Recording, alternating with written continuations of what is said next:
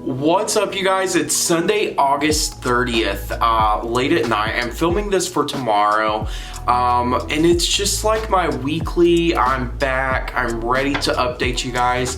I took a couple of weeks off. The world is just crazy right now, and it gets super, dark when you're reading the news every day, practically all day. So I took a couple of weeks off. I haven't been reading the news.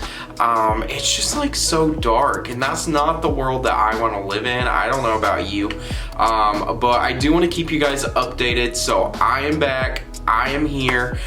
We're gonna have our daily updates again. I kind of changed things around, so I don't know if you guys are gonna like the background or not, but I hope you do. It might be like this every day. It might not be. I might go back to the other way when it's actually light outside, so we'll see. So anyway, I found this New York Times article. I know you guys are gonna love it. It's absolutely hilarious. And I thought, why not start the week off with a good laugh? It's about Secretary Steve Mnuchin and Donald Trump and their relationship, and also it gives us a glimpse at why there was, the CARES Act and how that got passed so quickly. Because if you notice, back in March when things were not going really well, we had, the stock market was going down and it was hitting what we call a circuit breaker, which is basically when it falls too fast, too quickly. Trading halts for about 15 minutes and then, it halts again. And then the third time, everybody goes home for the day. Well, people were applying for unemployment like crazy. We had this virus coming out of God only knows where, every country around the planet. People were flying to the US, bringing it with them, and then people were getting infected here. And at this point, we didn't really understand exactly what we were dealing with. It's August, so we don't really understand what we're dealing with now, but this story is super funny, so let's get into it. I'm gonna link the article below in case you want to read it for yourself. Alright, so first things first, let's go through this article just a bit. So after reading, the reason that we do not have a second stimulus package is because Steve Mnuchin negotiated the last one and basically got all the Republicans on board and said, hey, sign this, I need your vote, it needs to happen today. This article goes into detail about exactly how that happened and how that transpired.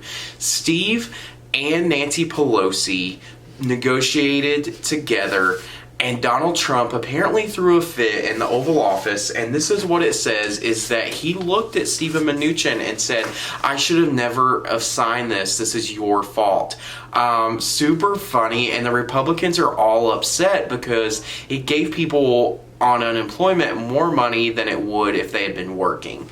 Now, this really just goes to show you that there are a slew of other issues, both with Republicans, but also with any person who has a problem with people getting paid more money on unemployment than they would be working. That should all speak for itself. I'm not going to go into that. But yeah, so that's why we don't have another package, is because this second package, he was not allowed to negotiate alone. He had to take White House Chief of Staff Mark Meadows with him. And that, guys, is exactly why we do not have a second stimulus package. Mark Meadows apparently went to this, the first meeting to try to get a second bill passed, and it did not go well. So instead of just paraphrasing, I'm going to read this part for you guys because this is really crucial. This time, Mr. Mnuchin was chaperoned to Capitol Hill by Mark Meadows, the White House Chief of Staff and a former right-wing congressman from North Carolina. Emboldened by a soaring stock market, Mr. Trump told the men to play hardball. They were not to accept another bill packed by Democratic policies. Did Mr. Mnuchin agree or disagree? It was irrelevant. Mr. Mnuchin, whom Democrats had come to appreciate in March, was now largely muzzled by Mr. Meadows, who at one point pounded his fist on a table and yelled at Miss Pelosi.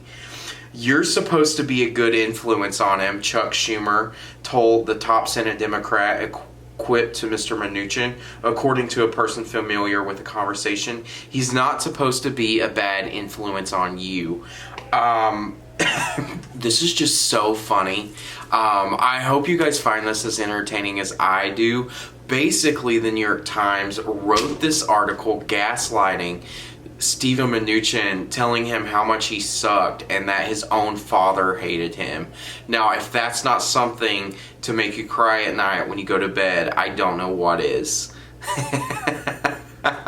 But anyway, I wanted to share that with you guys. I wanted you to get the week started off with just a bit of a laugh. Great article. Props to whoever wrote it at the New York Times. Kind of sad because, you know, if your own father doesn't really love you, does anybody love you? I don't know. We're all just living in this crazy world. We're going to get the week started with some stimulus news every day this week. I hope you guys watch. I'll probably even maybe throw in some random news in there. It's going to be very casual. I hope you guys watch it. I will see you tomorrow, and I hope you guys have a good night.